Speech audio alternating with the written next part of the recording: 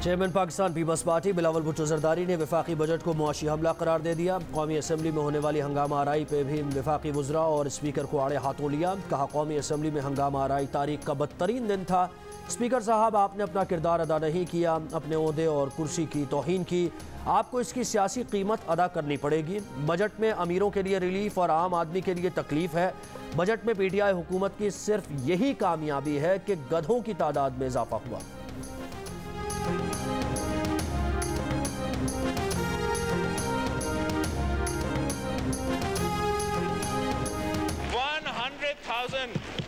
इजाफा हुआ है गधों का तादाद में और वो 5.6 मिलियन तक पहुंच चुके हैं।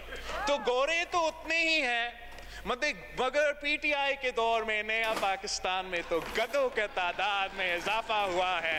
जनाब स्पीकर, आपको मुबारक हो। Thank you. वफाकी वज़ीर तवानाई हमाद असर ने बिलावल भुट्टो को जवाब देते हुए कहा कि आज नाबालिग लेक्चर मिला। जिन्होंने कभी कारोबार नहीं किया वो बता रहे हैं मईशत कैसे चलानी है। मुंह टेढ़ा करके अंग्रेजी बोलने से करप्शन के दाग साफ नहीं हो जाते। पीपल्स पार्टी की डेस्क से जितनी बुरी आवाज़ आती है वो गली कूचों में भी नहीं सुनी। गाली देना पंजाब का कल्चर नहीं, हमें लोगों ने मुंतखब किया है। हम 10 और 20% की बुनियाद पर यहाँ नहीं आए। हमाद असर की तकरीर शुरू होते ही शहबाज शरीफ और बिलावल भुट्टो ऐवान से चले गए।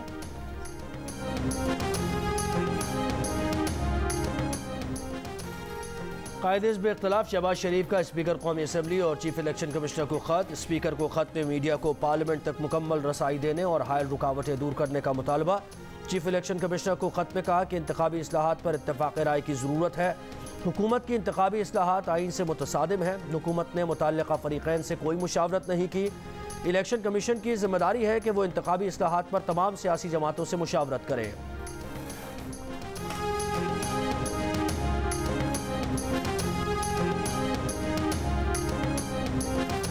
वज़ीर मुमलिकत बराए इत्तलात फ़ारूक हबीब का कहना है कि ओवरसीज़ पाकिस्तानियों से मुतालिक अपोजिशन का अमल गैर मुनासिब है।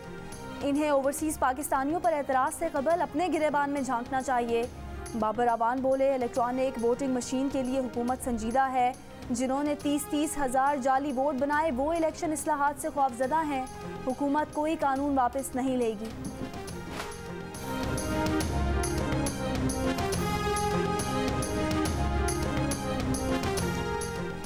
लाहौर और कराची समेत सिंध और पंजाब के कई शहरों में कोरोना वैक्सीन ख़त्म हो गई। लाहौर के 23 में से सिर्फ 4 सेंटर्स में वैक्सीन लगाई जा रही है। बहावल नगर के तमाम वैक्सीनेशन सेंटर्स में वैक्सीन का स्टॉक ख़त्म।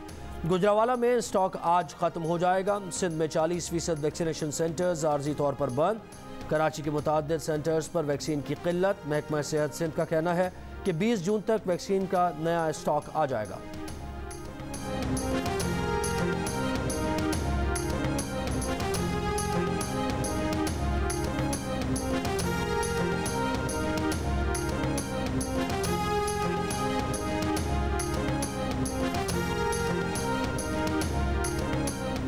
वज़ीर आज़म इमरान खान का कहना है कि महंगी बिजली हर तरफ महंगाई लेकर आती है। दासू डैम मंसूबे से मुल्क को सस्ती बिजली मिलेगी। वज़ीर आज़म का दासू डैम का दौरा, तामीराती काम का जायज़ा लिया। मंसूबे पर काम करने वाले गैर मुल्की इंजीनियर्स और मजदूरों को खिराज तहसीन पेश किया।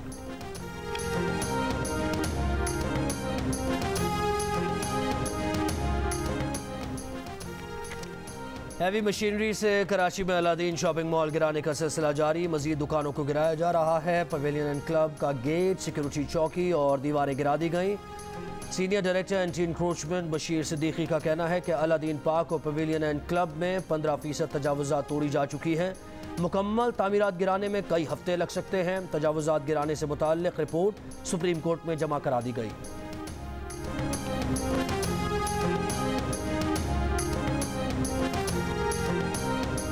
मुत्तहिदा कौमी मूवमेंट पाकिस्तान के रहनुमा खालिद मकबूल सिद्दीकी कहते हैं कि मरदमशुमारी में डंडी नहीं डंडा मारा गया है। कराची वालों को दीवार से लगाया नहीं चुन दिया गया है। सुप्रीम कोर्ट के तजावुज़ात गिराने के फैसले के साथ खड़े हैं। अदालती फैसले पर अमल दरामद की आड़ में जो कुछ हो रहा है उसके खिलाफ हैं। चीफ जस्टिस से अपील है कि हमारे हुकूक की इंक्रोचमेंट पर भी फैसला दें।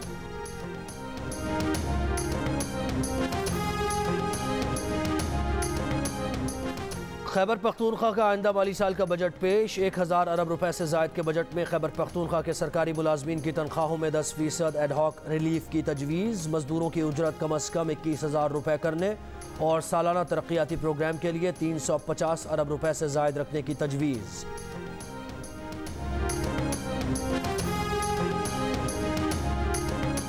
बलोचिस्तान के आइंदा माली साल का बजट कुछ देर बाद पेश किया जाएगा।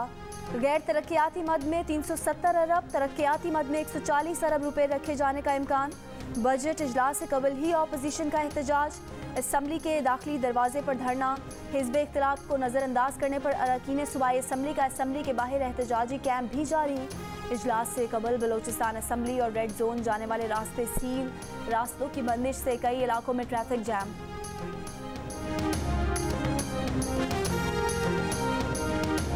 वज़ीर ख़ारजा शाह महमूद कुरैशी की अंतालिया डिप्लोमेसी फोरम के मौके पर यूरोपीय यूनियन के आला नुमाइंदे जोसेफ बोरियल से मुलाकात।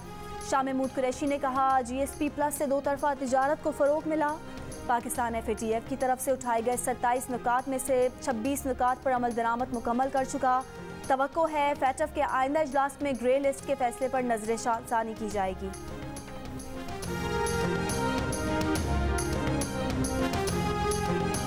और HBL PSL में अहम मुकाबला, लाहौर कलंदर्स का होगा मुल्तान सुल्तान से सामना। लाहौर कलंदर्स ने मैच जीता तो प्लेऑफ के लिए क्वालिफाई कर जाएगा। मैच हारे तो अगर मगर की कहानी शुरू होगी।